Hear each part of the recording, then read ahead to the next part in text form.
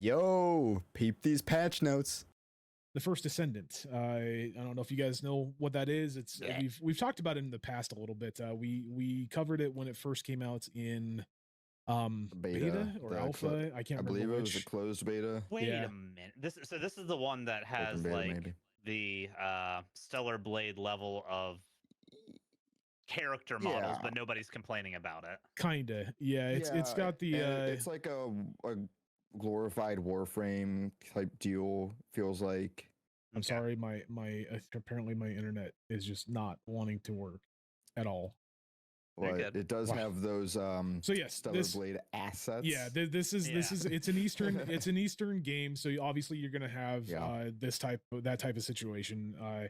They do very heavily lean into, again, we talked about Zenless Zone Zero last week and the amount of fan service.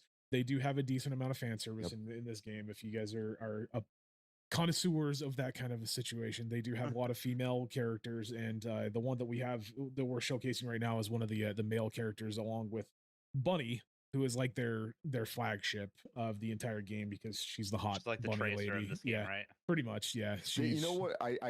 I could be wrong, but I don't think she was there in the beta. Was she? She was. I don't remember Bunny. Yep. Was she? She Okay. was. She wasn't. She wasn't featured then. as heavily, if I remember correctly, but she definitely was a part of that. She's one of like the first. They lost their mind. Yeah, she's one of like the first. I always name them like the Tenno. I for some reason I keep going back to like the Warframes because that's what this reminds me of very heavily. Well, it's like very similar. But I think they're operators. I don't think that I don't know exactly what the title is for the actual first Descendants, but whatever it is, the current one that I was playing was the male, and he does like shields, and he's like more of the defensive character. I know a lot of people have been playing the Frost chick. I can't remember. I think her name is Vanessa or Vesi or something like that. I can't remember her name. She does like Frost. She has like this like Hurricane Frost a move, and she throws like snowballs that do a lot of damage. She freezes things, and when things are frozen, you do a lot more damage. So it's I equate it very heavily to Warframe. It feels to me like it's very heavily inspired off of Warframe. They call them Descendants. Okay, there you go.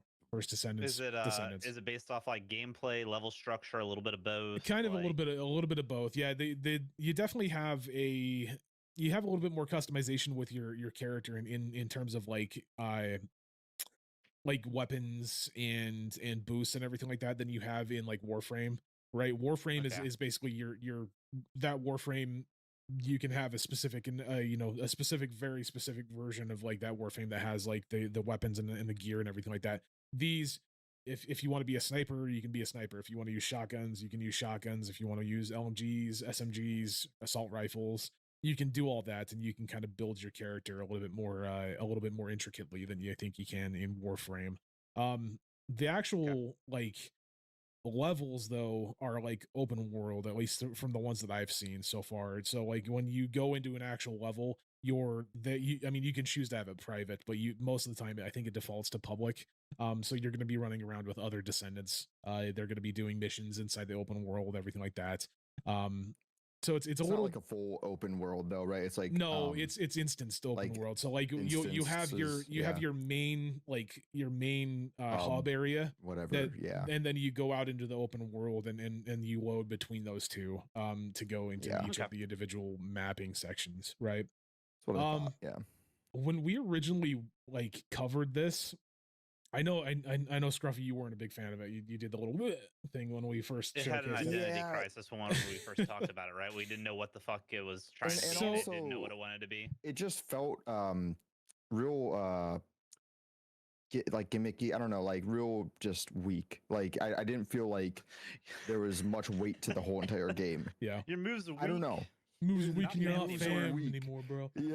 Yeah. So I don't know how to explain it, but it just when I first played it with you guys, I had that same opinion 100%. I was like, this feels weird. I don't know what they're trying to do, if they're trying to do Warframe. Also it was I think we also had the same opinion of like there was like a weird motion sickness. Like we got Did you have that too? Like I you didn't really just have felt that. like sick. There was like a weird motion blur that you couldn't really turn off, or it made like the world and everything real grainy and just like moved. Yeah, Really I weird. don't So it remember that wasn't necessarily. very well optimized, which it was a beta, I mean, so this I was giving it pass for that. It's still not very Has it well gotten any optimized. No, not better? really. No. Okay. I Gotcha. haven't noticed anything with like motion grainy or like motion sickness. It was but weird, man. They did. I don't remember if they had a field of view back in the first time that we played it, but they've added a field of view honestly. Slider to it, so you can go up to 120. It still doesn't feel like it's like a huge amount. I feel like you're really zoomed in on your character. And the 120 field of view doesn't really pull you out all that much, but it's at least it's enough that it's not setting off my motion sickness, and I have a really bad time with motion sickness when it comes to that kind of stuff. So it's enough that it's not affecting me. But I think that when we first played it, I do agree with you. There was a bit of a bit of like an identity crisis. I wasn't sure if it was trying to be like Destiny, was it trying to be Warframe, was it trying to be some other type of situation. They still kind of have that issue right now. But I think I kind of stepped back and was willing to take a bit more of a chance with it slightly. I'm actually having a lot of fun with it.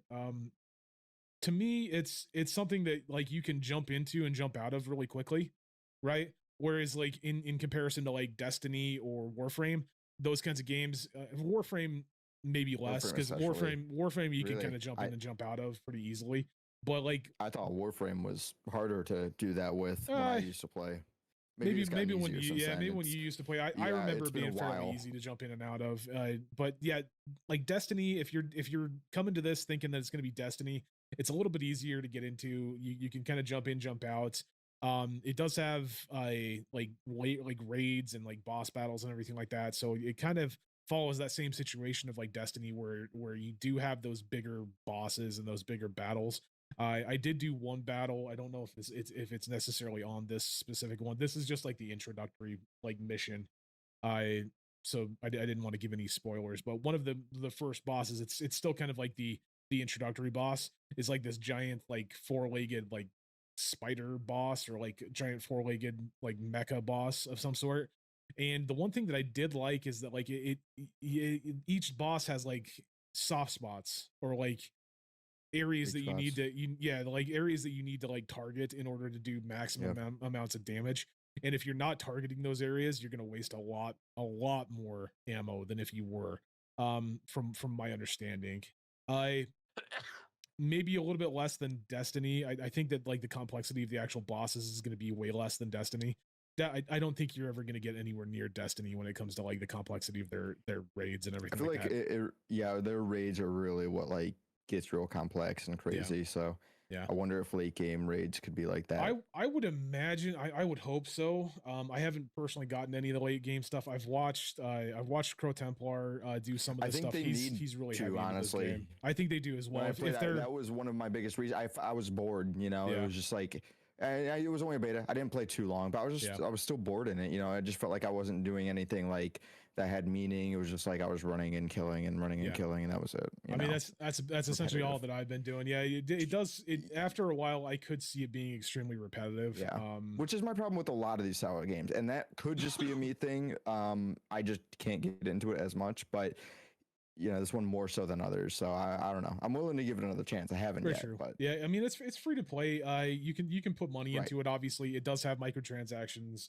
It has a lot of. I've heard it is pretty grindy as solely it is extremely grindy from what I've seen. Yeah. From everything that I've seen and heard, they really do put you through the grinder when it comes to that kind of stuff. No pun intended, obviously.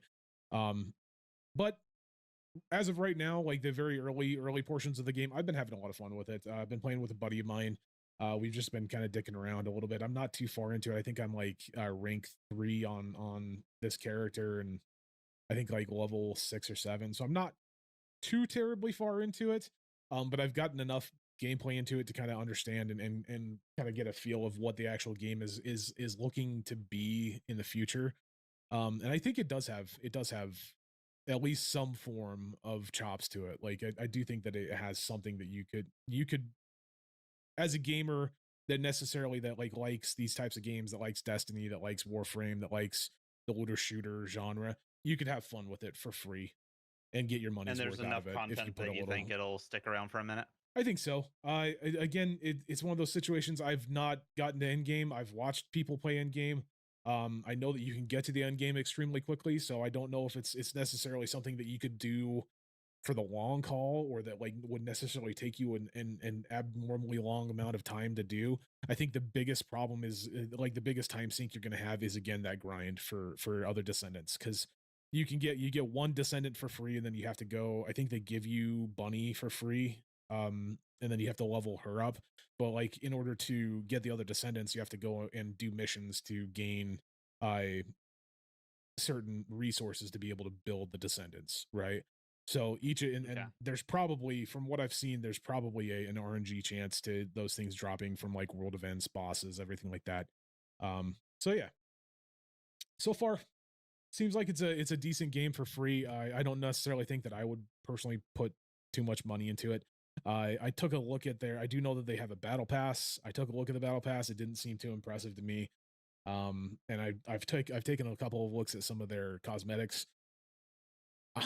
I don't see it. I really don't see why you would pay money for their cosmetics. Most of them, for the most part, in my opinion, kind of shit look good. Is I feel like so many games that like first come out, they drop all their like lame cosmetics at launch. Yeah. Just because the hype's there, people will just want to buy anything if they want to spend money. And they have good cosmetics for Bunny. Like they have some decent cosmetics for Bunny. They do. Of course they do. Of course they do. Yeah. But yeah, they'll eventually trickle in their like real worked on main cosmetics. That's just what I've seen a lot with games, especially like Call of Duty titles do it all the time. Yeah, I mean it's a standard for gaming these days, for live service games these days. They're not going to give right off the bat. You're not going to give the good shit. Yeah, they're not going to give you the best right off the bat. They're definitely going to they're going to focus on their poster children, which again is Bunny.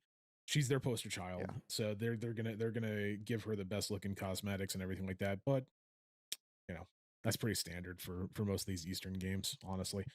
So yeah, First Descendant. If you're into these types of games, if you like Destiny, if you like Warframe, if you like looter shooters, I think you could get enough fun out of it. I think you get enough content out of it for free. Don't necessarily think that I would put any money into it. If anything, I would put like maybe the $10 or $15 or whatever it is to get the battle pass. Wow. See how much you like it. Yeah, see how much you like it. Go with that. I haven't done it personally, so I am not a whale, sir. Mr. Fallout 76 whale motherfucker. Like, don't give me that shit. I canceled my Fallout first. It ended today. But yeah, so that's again, First Descendant. Go check it out. It's on Steam. I think I want to say it's cross-platform on consoles as well, but I'm not. Don't quote me on this. So this is the boss I was talking about right here. It's like the big old mecha thing. Yeah, he's hard. So yeah, First Descendant. Go check it out if you like that kind of stuff. Thanks all for tuning in to the Patch Notes. And if you enjoyed and want to see more, you can catch us live every Thursday night at 10:30 p.m. Eastern, or catch us after the fact at anchor.fm/prepatch podcast. See you next time.